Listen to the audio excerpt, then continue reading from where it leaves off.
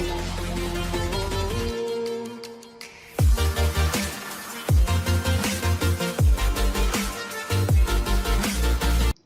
students, welcome again to the English video. So this is the first English video after the vacation. So today we are going to learn about Unit 1. This is the Unit 1. So Unit 1 for Primary 4 is talking about the things to do. Oke, jadi kita hari ini akan membahas tentang hal-hal yang dilakukan. The things to do is an obligation. Hal-hal yang dilakukan adalah yang bersifat wajib. Okay. For the first part, we are going to talk about the vocabulary. Seperti ini. Okay. Okay, to make it easier, let's go to the word. Okay, this one is the vocabulary. The first one is medicine. Medicine artinya adalah obat. Tiket. Groceries is a bahan makanan. Oke, kemudian bill itu adalah tagihan. Haircut, potong rambut. Letter, surat. Mail itu post ya. Post itu adalah sesuatu yang dikirim melalui pos atau petugas pos. Return itu kembali atau mengembalikan, returning. Clothes itu pakaian, book itu buku, look for itu mencari, get a itu melakukan suatu kegiatan. Misalnya get a ticket itu mendapatkan tiket atau membeli tiket. Get a haircut artinya kita memotong rambut.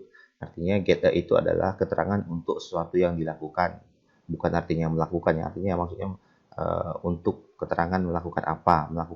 Get a haircut berarti kita mau motong rambut. Get a tiket berarti kita mau membeli tiket. Kalau get a groceries berarti kita membeli bahan-bahan makanan. Pay itu membayar. Oke, seperti itu. Nah, di sini kita jika ingin membuat kalimat yang bersifat wajib, sesuatu yang diwajibkan, if you want to make a sentences, we use has or have. Kita memakai has atau have. Has dan have ini bergantung dari subject. It depends on the subject. Jadi kalau kita menggunakan subjeknya I, berarti dia menggunakan have. Oke, kita lihat rangkumannya di sini. Untuk subjek yang menggunakan I, you, we, dan they, atau yang biasa kita singkat dengan Ayu Dewi, to make it easier for you to remember the word subject.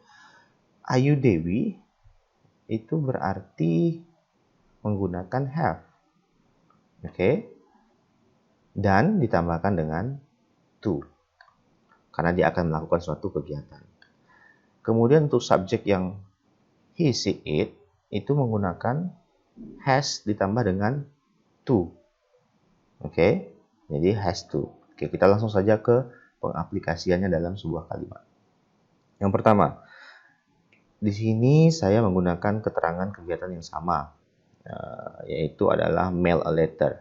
I have to mail a letter. Saya harus mengirimkan surat. She has to mail a letter. Dia harus mengirimkan surat. Perhatikan di sini, have to dan has to. Oke, subjek yang berbeda menggunakan keterangan yang berbeda.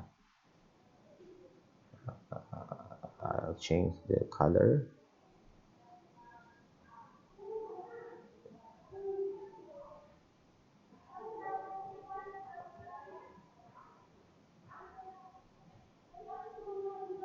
Oke.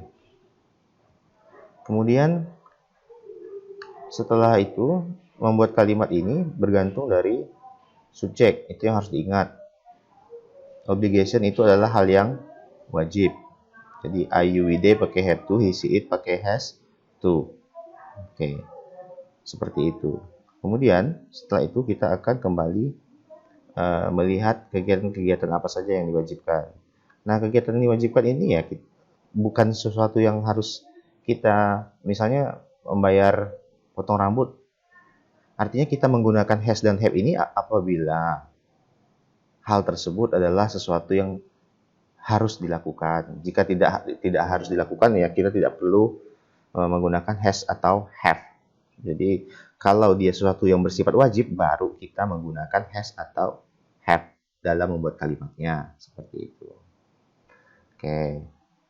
Sekarang kita akan latihan. Oke, let's practice. See blah blah blah look for above. Menggunakan apa? They blah blah blah buy groceries. Andy blah blah blah get a tickets. Oke, silakan mengerjakan ini di buku tulis Inggris. Satu saja bukunya, tidak perlu banyak-banyak. Bukunya satu, only one book for the practice. Silakan mengerjakan ini. And I will give you some explanation of this practice. Nanti akan diberikan penjelasan tentang latihan ini on the next video. Okay, I think that's all for this meeting. So see you again on the next video. Thank you.